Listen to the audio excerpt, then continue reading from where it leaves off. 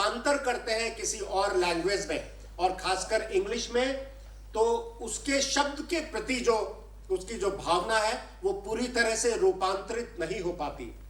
जब हम धर्म की बात कर रहे हैं, उसको ट्रांसलेट करेंगे तो इमीडिएटली वो रिलीजन में जो है ट्रांसलेट होगा। लेकिन धर्म एक मॉडल कोड ऑफ कंडक्ट है, एक राइटियसनेस है। मनुस्मृति में बोला गया है, धृति क्षमा दमोस्तेम शौचम इंद्रिय निग्रह धीर विद्या सत्यम अक्रोधो दशकम धर्म लक्षणम। धर्म के 10 लक्षण हैं। धृति धैर्य, क्षमा फॉरगिवनेस, अस्तेयम धृति क्षमा दम, दम रेस्ट्रेंट कंट्रोल करना, अस्तेयम चोरी नहीं करना। चोरी नहीं करना यह नहीं कि सिर्फ किसी दूसरे की वस्तु आप उठाएं तो वो चोरी मानी जाएगी। अपनी जरूरत से ज्यादा इस्तेमाल करना वो भी एक चोरी की श्रेणी में आता है। और अस्तेयम इस शब्द को बतलाता है, मुझको भूख लगी है लेकिन 4 रोटी के अंदर अगर मेरी भूख समाप्त हो जाती है और मेरे शरीर के लिए पर्याप्त है, लेकिन खाना बहुत अच्छा बना है और मैं रोटी खा जाता हूं 10, तो ये 6 रोटी जो एडिशनल है वो 6 रोटी चोरी है। और अगर 6 जोड़ी कपड़े में मेरा काम चल जाता है और मेरे पास में वार्डरोब में 50 कपड़े हैं और बहुत सारी लेडीज बैठी हुई, मैं माफी चाहूंगा, अगर 5 जोड़ी चप्पल या सैंडल में काम चलता है लेकिन 50 है आपके पास में, तो मुझे लगता है कहीं ना कहीं वो भी अस्तेयम की श्रेणी में आता है। तो धृति क्षमा दमोस्तेयम। और आज जो है अभी लोकेश ओरी साहब हैं, एनवायरमेंट में, सस्टेनेबल एनवायरमेंट में वो काफी काम करते हैं और वो मेरी इस बात से सहमत होंगे कि इस पृथ्वी पर, इस भूलोक पर, इस ब्रह्मांड में हम सभी की जरूरत को पूरा करने के लिए प्रचुर मात्रा में भौगोलिक चीजें हैं, प्राकृतिक चीजें हैं, लेकिन किसी एक की ग्रीड को भी पूरा करने के लिए वो शायद कम पड़ेगा। तो आज जरूरी है, और ये भारत का हमेशा से संदेश रहा है, और ये एक आध्यात्मिक संदेश है कि हम सिर्फ जो इस्तेमाल करें अपनी जरूरत के मुताबिक इस्तेमाल करें। इसलिए हमारे यहां वेस्ट नहीं होता है। हमारे यहाँ स्वेटर अगर पुराना हो जाए तो उसको दोबारा बुनने के बाद टीवी का कवर बना दिया जाता है। हम फेंकते नहीं है चीजों को। और आज दुनिया, पूरी दुनिया इस चीज की बात कर रही है। It is not use and throw, it is not cross commercialization, it is how do you recycle. जिस चीज की रिसाइकलिंग की बात हो रही है वो हमारे कल्चर में और हमारे स्पिरिचुअलिटी में और हमारे अध्यात्म में हजारों वर्ष पुराना है। तो ये कुछ ऐसी भ्रांतियां हैं। इसलिए अगर जो भगवत गीता है उसका संदेश ही रणभूमि में दिया गया है तो ये दर्शाता है कि भारतीय सशस्त्र सेना और अध्यात्म का बहुत गहरा संबंध है। मैंने खुद अध्यात्म के विषय में काफी स्टडी की है और फिलहाल ही किताब लिखी है जो 19 फरवरी को जनरल अनिल चौहान, वो भी 11 गुरखा राइफल्स के हैं, दूसरे सीडीएस, और पहले जो सीडीएस थे जनरल बिपिन रावत, मुझे खुशी है उनकी बेटी मिसेस तारिणी रावत को यहाँ आप सबके मध्य में देखते हुए, वो भी यहाँ मौजूद है। तो उन्होंने इस बुक का अनावरण किया है, बियॉन्ड स्पिरिचुअलिटी, यानी कि अध्यात्म, बियॉन्ड द बैटलफील्ड, यानी कि बैटलफील्ड के पार। तो अध्यात्म एक ऐसी चीज है जो कि एक सैनिक को पूरी तरह से मजबूत बनाता है। अध्यात्म ही सैनिक के अंदर एक बहुत बड़ा, एक गीता में जो एक संदेश है वो है नैनम छिंदंती शस्त्राणी, नैनम छिंदंती शस्त्राणी, ना नैनम दहती पावका, ना चैनम क्लेदियंत्यापो, ना शोषति मारुतम। सो एक सैनिक अगर ये समझे कि वो सिर्फ एक शरीर ही नहीं है बल्कि वो एक ऐसी आत्मा है जिसको ना तो शस्त्र काट सकता है, ना आग उसको जला सकती है, ना उसको पानी जो है गीला कर सकता है, भिगा सकता है, और ना वायु उसको सुखा सकती है। एक लीडर और एक सेना अगर इस भाव के साथ में युद्ध भूमि पर जाए, रणभूमि में जाए, तो आप उसकी शक्ति का अंदाजा लगा सकते हैं। जिसको मृत्यु से भय नहीं है, अगर वो सेना रणभूमि में जाए तो वो सेना जो है, ये आप गिवन है कि वो सेना किसी भी मैदान में, किसी भी रणभूमि में सिर्फ जीत ही हासिल करेगी। और ये एक भ्रांति के आप जब बाद में जाएंगे, ये इसके लिए आपको जो है एक गेरुए वस्त्र पहन के हिमालय में तप करना पड़ेगा। जहां तक सवाल है अध्यात्म का, कि अध्यात्म को हम अपने जीवन में कैसे ला सकते हैं, तो उसको जीवन में लाने का तरीका एकमात्र ही तरीका है, और वो है अष्टांग योग के द्वारा। अष्टांग योग मतलब 8 फोल्ड पाथ, और 8 फोल्ड पाथ जो है वो क्या है? यम, नियम, आसन, प्राणायाम, प्रत्याहार, धारणा, ध्यान और समाधि। इसमें से अगर आप देखें पहले 4, तो एक फौजी अपनी फौजी लाइफ में उसको बिल्कुल अपने जीवन में उतार लेता है। यम, पॉजिटिविटी, पॉजिटिविटी के बगैर कोई फौजी नहीं बन सकता। एक पॉजिटिव सोच के फौजी के लिए पॉजिटिव सोच एकदम जरूरी है। नियम, डिसिप्लिन, बगैर डिसिप्लिन के एक सोल्जर नहीं बन सकता है। आसन, अपने शरीर को तैयार करना है।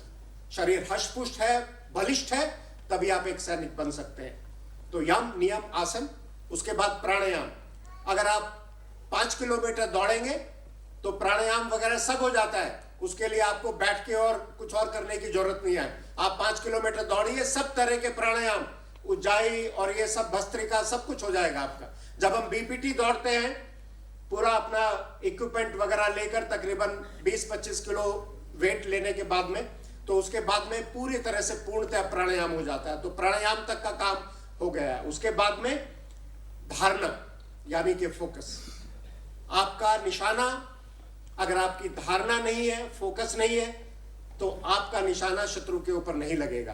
तो ये धारणा भी फौजी के अंदर, तो पहले 4 जो इसके नियम है, जो कि अष्टांग योग है, वो एक फौजी अपने नॉर्मल दिनचर्या में बिल्कुल पूरी तरह से उसको क्रियान्वयन करता है। हमें एक फौजी को शुरू करना है अब नेक्स्ट, यानी कि ध्यान, और उसके बाद में जो है समाधि। ध्यान सबसे ज्यादा जरूरी है, और ध्यान जो है ऐसा तकरीबन 112 टेक्निक है ध्यान की, जो कि आदि योगी भगवान शिव ने स्वयं, हम लोग यहाँ देहरादून में है, जो कि बिल्कुल शिवालिक की छांव में है, और शिवालिक का नाम भी लॉर्ड शिवा के ऊपर है। तो आदि योगी ने तकरीबन 112 टेक्निक दी है। ओशो ने, एक भगवान रजनीश ने किताब लिखी है द सीक्रेट, उसके अंदर 108 योगा टेक्निक्स का वर्णन है। लेकिन टेक्निक जरूरी नहीं है, अगर आप अपने माइंड को स्थिर कर पाए तो वही मेडिटेशन है।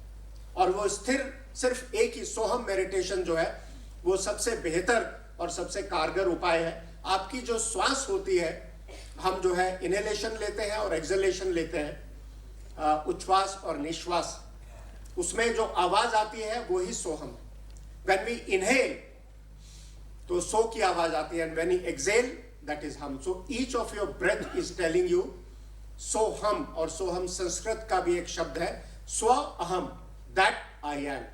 सो every breath of yours is saying सोहम and telling you that you are not the body, you are not the mind, you are not the thought, you are not the emotion, you are beyond that. You are beyond that, you are that consciousness, जिसकी आज पहले session में भी बात की गई। You are that consciousness and you are that soul.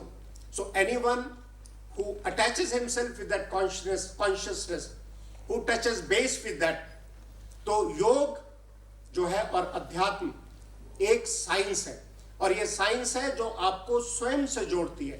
Who am I?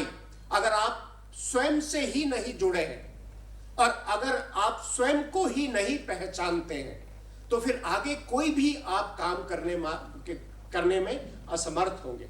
सबसे पहले जरूरी है स्वयं को पहचानना, और क्या पर्पस है, इस पर्पस को एस्टेब्लिश करना। तो इस किताब के माध्यम से मैंने ये दर्शाया है कि कोई भी सोल्जर है उसके लिए जरूरी है कि वो स्वयं को पहचाने। इसके पहले चैप्टर में मैंने पूरा लीडरशिप के विषय में बताया कि लीडरशिप का इवोल्यूशन कैसे हुआ, इंडियन मिलिट्री लीडरशिप और नॉर्मल जो लीडरशिप है उसके अंदर क्या फर्क है।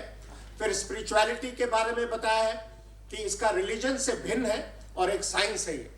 उसके अलावा फिर स्पिरिचुअलिटी आर्मी में कैसे है, हम लोगों के यहाँ जो मंदिर होता है वो सर्व धर्म स्थल बोलते हैं, वहां आपके पास गुरुद्वारा भी है, वो एक मस्जिद भी है, वो एक मंदिर भी है, और वो एक गिरजाघर भी है, एक ही कॉम्प्लेक्स के अंदर। और उसी तरह से एक पूजा सेकुलर का इससे अच्छा उदाहरण कहीं और आपको नहीं मिलेगा। तो ये चीजें हैं जो कि, और उसके अलावा फिर अपने पुस्तक में बियॉन्ड द बैटलफील्ड में मैंने इस चीज को निश्चित किया है कि किस तरह से एक मॉडल बनाया जाए भारतीय सशस्त्र सेनाओं के लिए, जिसको एक स्लिम मॉडल का नाम दिया है मैंने, spiritual leadership for Indian military leaders. और स्लिम मेथड के माध्यम से एक इंस्टीट्यूशनलाइज सिस्टम बनाया है कि किस तरह से इसको हम जो है शामिल कर सकते हैं। और अपनी बात को खत्म करने से पहले, भारतीय सेना जो है शक्ति का प्रतीक है, और हमारे यहाँ शक्ति जो है हमेशा फेमिनिज्म से शामिल किया, देवी जो है वो शक्ति स्वरूप है। तो भारतीय सेना भी एक शक्ति स्वरूप है। और हम लोग जो है, एक मंत्र है दुर्गा सप्तशती में नवारण मंत्र, तो अगर आप नवारण मंत्र का मैं अर्थ आपको बताऊंगा, आपको लगेगा कि ये सब एट्रीब्यूट्स जो है एक भारतीय सैनिक में होना अत्यंत जरूरी है। ओम ऐं ह्रीं क्लीं चामुंडाय विच्चे, उसका अर्थ बहुत लोगों को मालूम नहीं है। उसका अर्थ है, हे ब्रह्म रूपिणी, हे महाशक्ति, मुझे ब्रह्म में स्थित कर, गति मति निर्मलता शांति और स्थिरता प्रदान कर। हे क्षमा मूर्ति, मुझे मर्यादा में रख, शीलवान विनम्र और विजयी बना, दुख रोग भय और संकटों से मेरी रक्षा कर। हे आनंदमयी माँ, मुझे मधुरता प्रेम प्रसन्नता उत्साह भावना सिद्धि संपन्नता तुष्टि और पूर्णता प्रदान कर।